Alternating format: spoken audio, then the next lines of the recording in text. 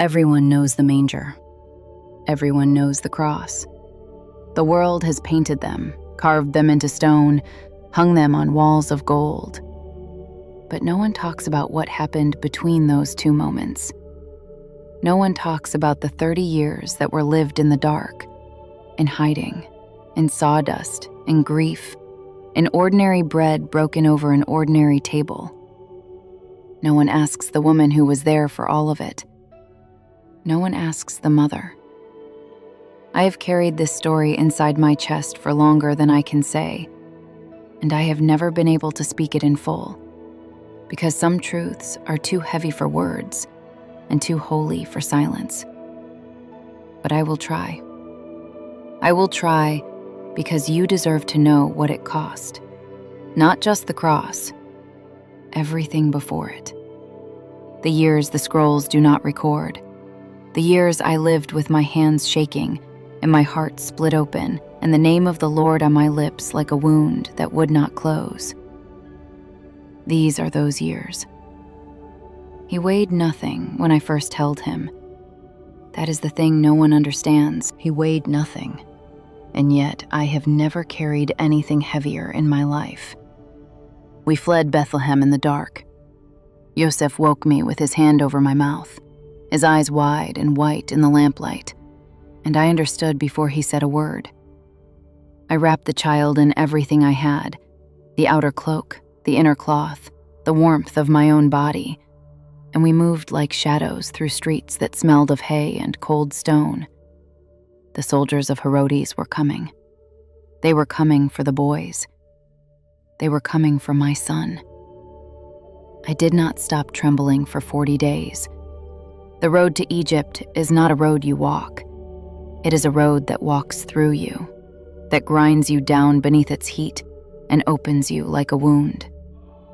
I nursed the child while we moved. I watched his face while the sun punished the sand and the sand punished our feet. And I thought, this child who made the sand, who made the sun, who breathed life into the first man from the dust of a ground not unlike this one, he is hungry, he is crying, he needs me. How does one hold that thought without breaking? I prayed in the Egyptian tongue I did not know, in the only language I had, in the language that was not language at all, the groan that rises from a place below thought, below words, the place where a soul simply pours itself out before the face of the Almighty and says, I do not understand. I do not understand any of this, but I am here. I am still here. When we arrived in Egypt, we were strangers. We were poor. We were a young carpenter, his wife, and an infant who had not yet spoken his first word. No one looked at us and saw the fulfillment of all the promises of the ages. They saw refugees. They saw the desperate. And in that, at least, we were exactly what we appeared to be. I learned something in Egypt that I would spend the next 20 years relearning, that the Almighty hides his holiest work inside the ordinary, that the burning bush still burns, but you will only see it if you stop, if you take off your sandals, if you accept that the ground beneath you, this broken, foreign, dusty ground, is sacred. I had to learn that a child learning to walk is a miracle, that bread given without certainty of tomorrow is an offering, that a woman holding the Son of God while he sleeps, terrified and exhausted, is a kind of worship the Psalms have not yet found words for. The years in Nazareth were quiet in the way that deep water is quiet, still on the surface, unmeasurable below. Yosef had a gift with wood. His hands knew things his mind did not have to think. He could feel the grain of a plank before he touched it, could hear the place a nail needed to go. He taught the boy everything. And the boy learned in a way that unsettled me. Though I could never have said exactly why, he did not struggle. He did not make the small errors that other children make. He listened to Yosef with absolute attention, as though what was being explained to him was merely a remembering, a reacquaintance with something long known. I watched them from the doorway more times than I can count. The boy's hands, those small, careful hands, moving over the surface of a plank. Yosef's voice, low and patient, naming each tool, each motion, each purpose. and something in my chest would tighten every time, because I knew that the hands smoothing this cedar had once spread the sky across its frame.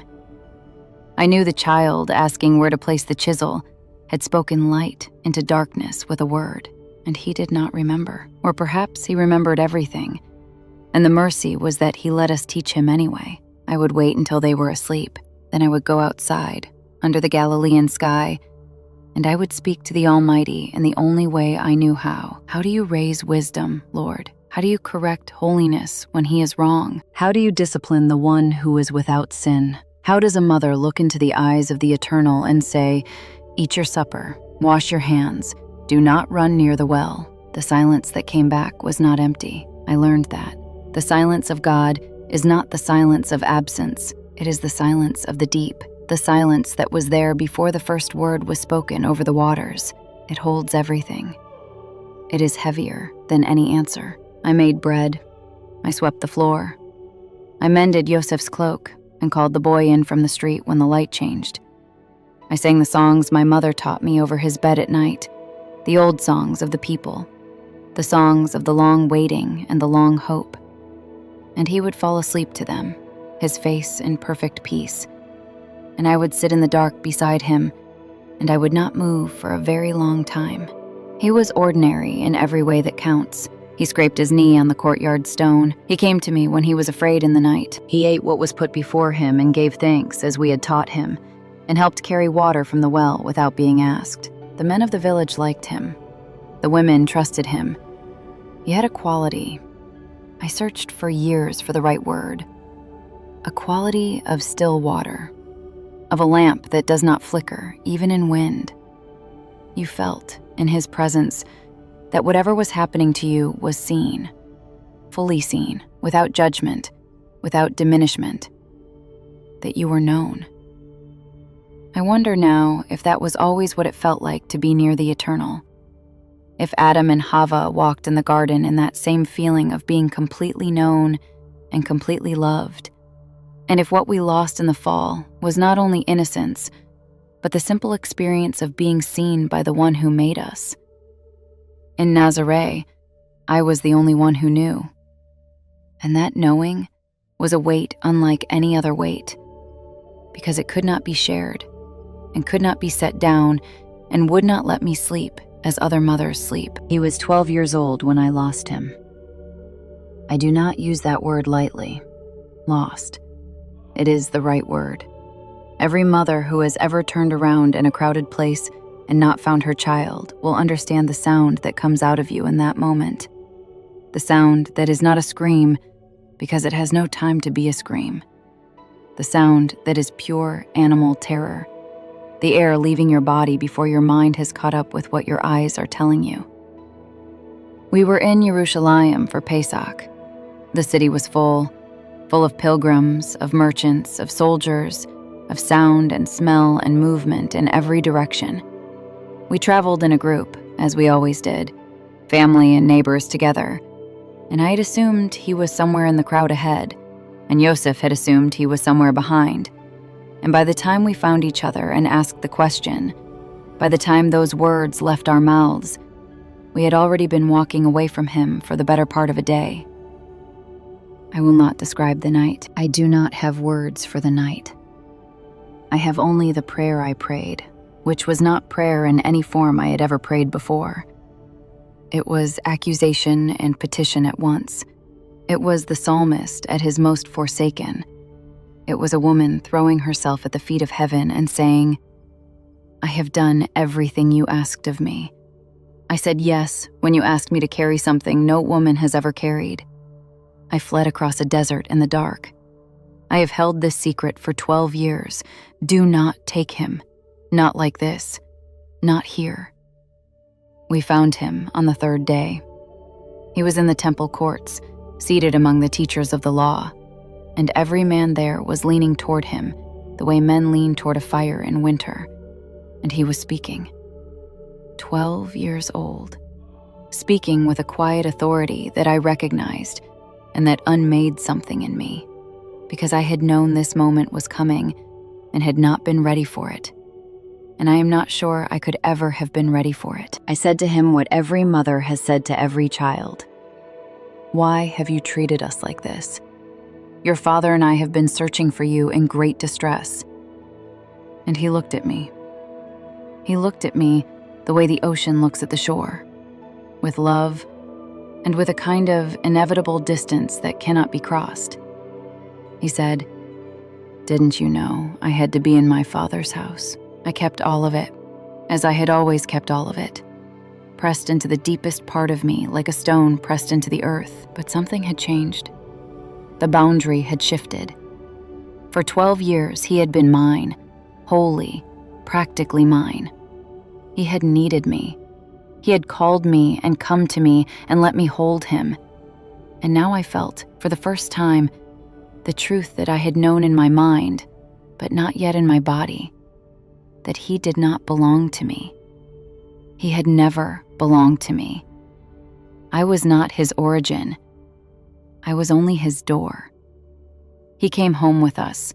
He was obedient, the way only one who chooses obedience can truly be obedient. He returned to the workshop. He returned to the evening bread and the morning prayer and the ordinary life of a carpenter's son in a small Galilean village. But something had changed in me that did not change back. I watched him differently after that. I began, for the first time, to watch him the way you watch the horizon when you know a storm is building beyond what the eye can see. Yosef left us on a morning in late winter. There is no gentle way to say it. He was there, and then he was not. And the absence of him was a shape in the room that I still sometimes reach toward in the dark without meaning to. He was a good man. He was the quietest kind of good, the kind that does not announce itself, that simply is. He had done everything that was asked of him without a single word of complaint. And he had loved the boy with a love so steady and so unadorned that sometimes I think it was the most faithful thing I have ever witnessed. He could have refused. He could have walked away at the very beginning, when the angel's word was still new and terrifying and impossible. He did not. The boy became a man in the months after Yosef was gone. I watched it happen. The jaw setting, the shoulders widening, the quality of his silence deepening into something that was less like youth and more like certainty. He took on the work without being asked. He provided without complaint. He was, in every visible way, the head of the household, the eldest son, the carpenter of Nazareth. And no one looking at him would have known what I knew. But I knew. And as the years passed, the slow, quiet, unchanging years, I began to count them differently. Not forward, as years are usually counted, with hope and expectation and the building of things, but backward, toward something, toward a number I did not want to reach, toward the year when the visible life would end and the real one would begin, toward 30. I watched him pray in those years. He prayed the way water moves, inevitably, without effort, finding every crack and hollow. He prayed at dawn before the workshop fire, and at dusk when the tools were put away, and in the night when he thought I was sleeping, and I would lie still and listen to the sound of it, the low murmur of a voice in conversation with someone I could not hear, and the answering silence that somehow was not silent at all. I did not know what they said to each other, the son and the father, in those hours. I did not ask. That was not mine, but I felt it, the way you feel a fire in the room next to you, through the wall, the warmth arriving before you have seen the flame. 29 years old, and still laying plank on plank in the yard, still receiving payment, still coming to the table at the hour I set. I thought, one more year. One more year of this. One more year of ordinary bread and ordinary conversation and ordinary early mornings and the sound of the chisel against cedar and the smell of the shavings on the floor. I knew what 30 meant. I had always known. The priests entered their service at 30. The Levites began their work at 30. The teachers of the law were received at 30. Something in the ancient order of things had always pointed to that number as a threshold, a crossing, a moment when the private life of a man became the public weight of a calling. I had carried my calling in secret for 30 years. He was about to begin to carry his openly. On the last evening before he left for the river, I made the bread he had eaten his whole life. The same bread, the same hands. He sat with me in the last of the light and ate, and we did not speak very much, because there was nothing to say that we had not already said in every meal and every dawn and every ordinary day of those 3 decades. He was my son. He was the Son of the Most High. He was both of these things at once, entirely, without contradiction, and I had spent 30 years not being able to explain how that was possible, and not needing to explain it, because it was simply true, the way the stars are simply there. When he left in the morning, I stood in the doorway and watched him go down the road, and I did not call after him. I held the door frame with both hands, the way you hold something when you are afraid you will fall, and I watched until the road turned and he was gone. Then I went inside. I sat down. I placed my hands flat on the table, the way I had placed them countless mornings before, and I felt the grain of the wood beneath my palms. Cedar, from the workshop, a table his father's hands had made. And I breathed. I had said yes 30 years ago in a room full of light and a terror I could not name. And I had not known then what I was saying yes to. Not fully. Not in the body. Not in the way you know a thing when it has cost you something. I knew now. And I would say it again. I would say it 1,000 times over. But the knowing was a different thing from the losing. Outside, the morning was the same as every morning. The road was dusty. The hills were pale. Somewhere, a child was being called in for bread. And somewhere, on that road, the Messiah was walking toward the water, and toward the voice that would name him aloud for the first time in the hearing of the world, and toward everything that comes after.